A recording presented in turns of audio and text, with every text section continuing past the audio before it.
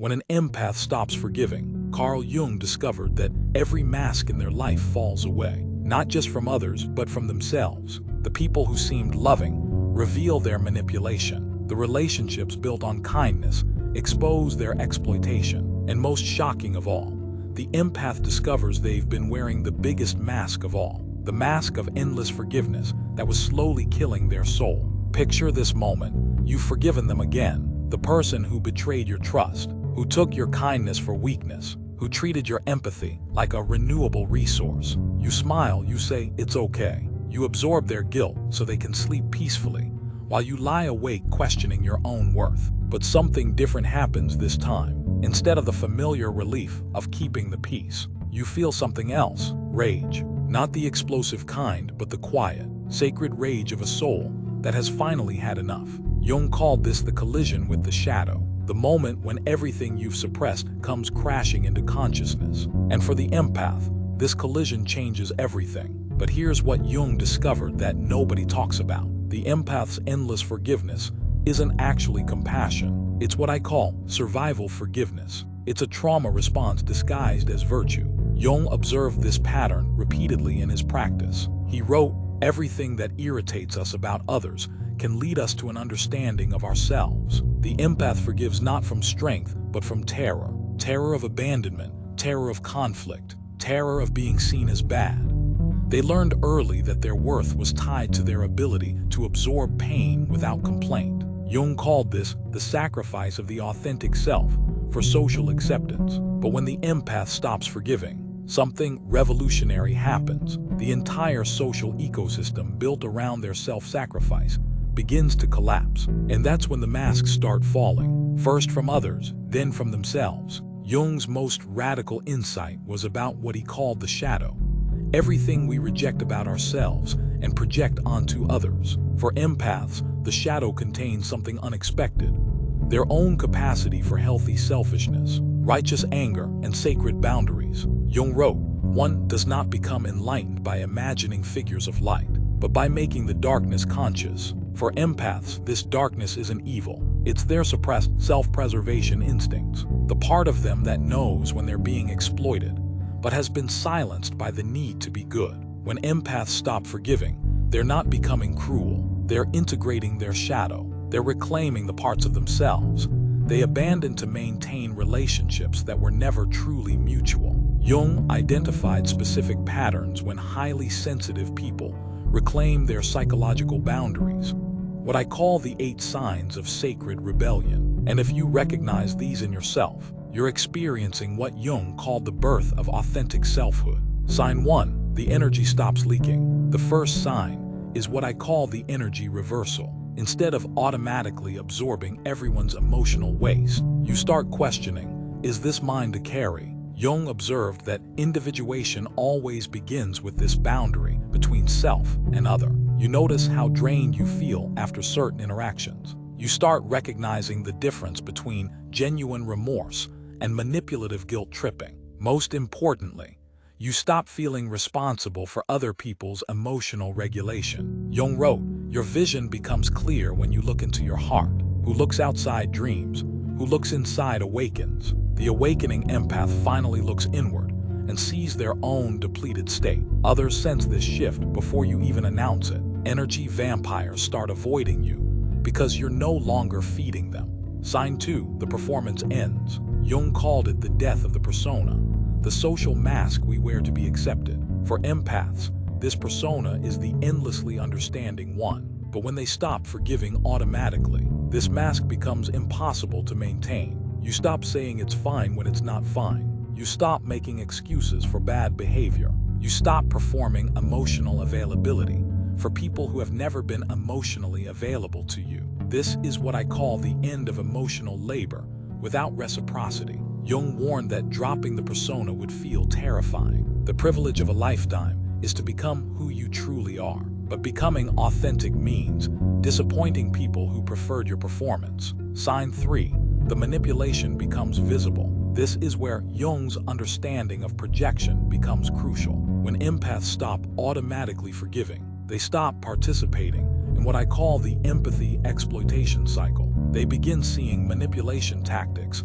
they were blind to before. You recognize love bombing, excessive praise designed to extract forgiveness. You spot guilt trips disguised as vulnerability. You see how your compassion was weaponized against your boundaries. Jung wrote, everything unconscious is projected. The awakening empath stops projecting their own integrity onto others. They see people as they are, not as they hope they could be. Sign 4. The guilt loses its power. Jung observed that guilt is often internalized shame from others who benefit from our compliance. When empaths stop forgiving reflexively, they experience what I call guilt immunity. They recognize guilt as a control mechanism. You stop feeling guilty for having standards. You stop apologizing for your boundaries. You recognize that people who try to guilt you back into forgiveness are revealing their investment in your self-abandonment. Jung called this the integration of healthy selfishness. It's not cruelty.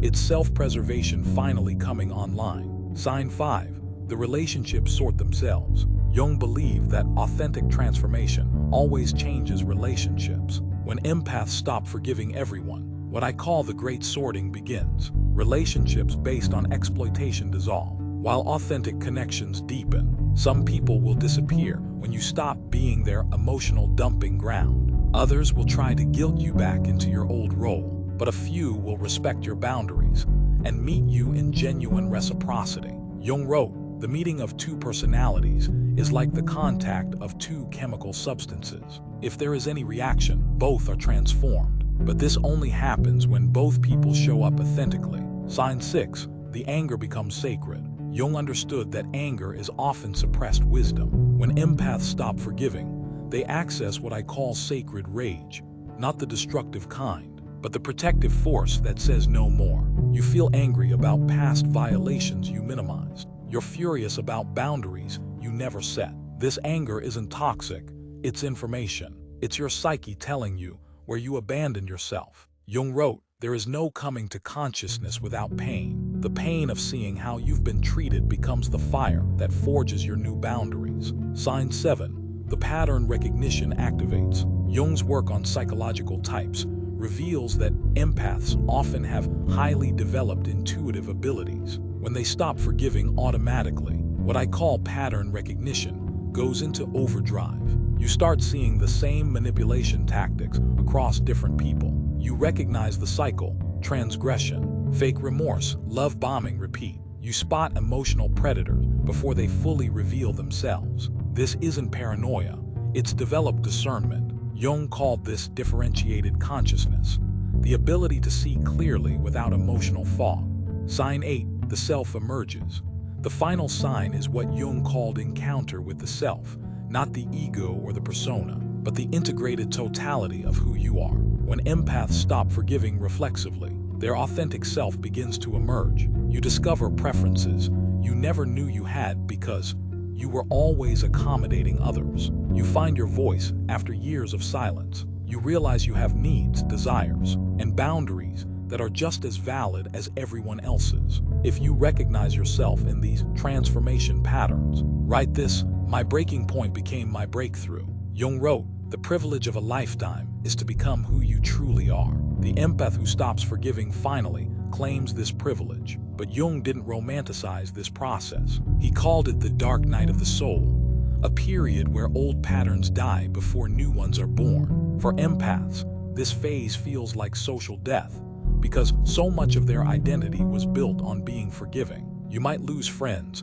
who only valued your compliance. Family members might accuse you of changing. You might feel guilty for setting boundaries you should have set years ago. Jung warned, no tree, it is said, can grow to heaven unless its roots reach down to hell. The empath must descend into their own psychological underworld, facing all the rage and pain they've suppressed before they can rise into authentic selfhood. When empaths stop forgiving automatically, something remarkable happens to the people around them. What I call the great unmasking begins. People can no longer hide behind the empath's endless understanding. The narcissist can't use your empathy to avoid accountability. The manipulator can't twist your compassion into compliance. The emotional vampire can't feed on your endless forgiveness. Your clarity forces them to show their true nature. Jung understood this dynamic Everything that irritates us about others can lead us to an understanding of ourselves. But he also knew that sometimes people aren't irritated by their own reflection. They're irritated by your refusal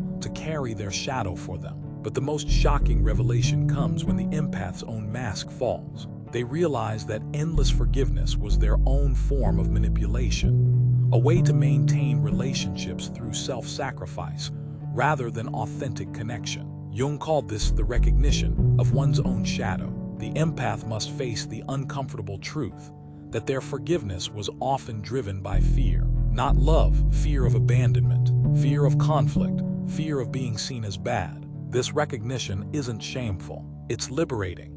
It means you can finally love from wholeness rather than woundedness, give from choice rather than compulsion. Jung distinguished between unconscious and conscious psychological processes. When empaths stop automatic forgiveness, they develop what I call conscious forgiveness, forgiveness that serves the soul, not the ego. This forgiveness doesn't happen immediately after wrongdoing. It comes after truth-telling, after boundary setting, after the natural consequences have been felt. It's forgiveness that includes justice, not forgiveness that bypasses it. Jung wrote, "Forgiveness is not the suppression of a justifiable reaction. True forgiveness honors the wound while releasing the grudge. It sees clearly while choosing not to be consumed by resentment." Jung understood that psychological energy follows certain laws. When empaths stop leaking energy through automatic forgiveness, that energy becomes available for what I call creative self-expression. They finally have resources for their own dreams, goals, and healing. You start creating instead of just consuming others' dramas. You begin pursuing interests. You abandon to be available for everyone else's crisis. You invest in relationships that energize you rather than drain you. This isn't selfishness.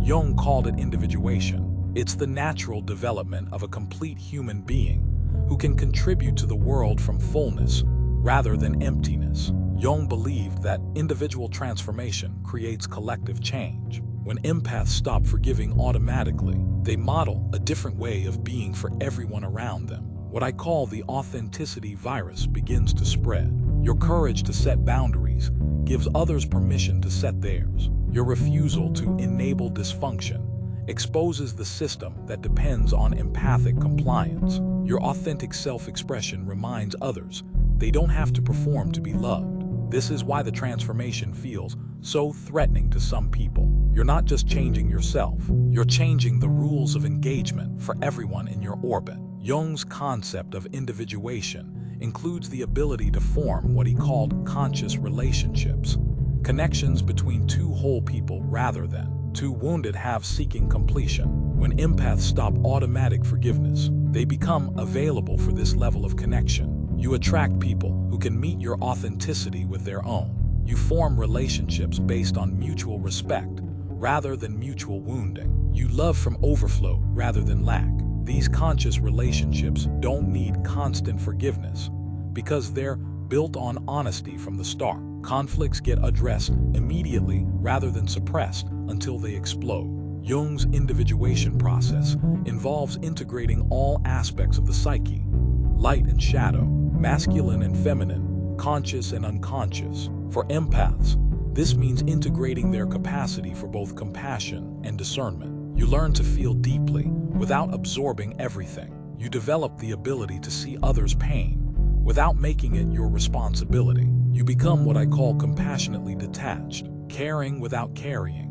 This integration creates what Jung called psychological wholeness, the ability to respond from your full range of human capacities rather than just your wounded empathic patterns. Jung understood that psychological development has a spiritual dimension. When empaths stop forgiving automatically, they often experience what I call sacred disillusionment, the painful but necessary death of spiritual bypassing. You realize that endless forgiveness wasn't spiritual evolution, it was spiritual stagnation. True spiritual growth requires facing shadow, setting boundaries, and honoring your own divine nature as much as others. Jung wrote, "The privilege of a lifetime is to become who you truly are." This includes becoming someone who forgives consciously, loves authentically, and serves from wholeness. Jung was among the first to recognize the connection between psychological and physical health. When empaths stop absorbing everyone's emotions, their bodies often begin to heal from what I call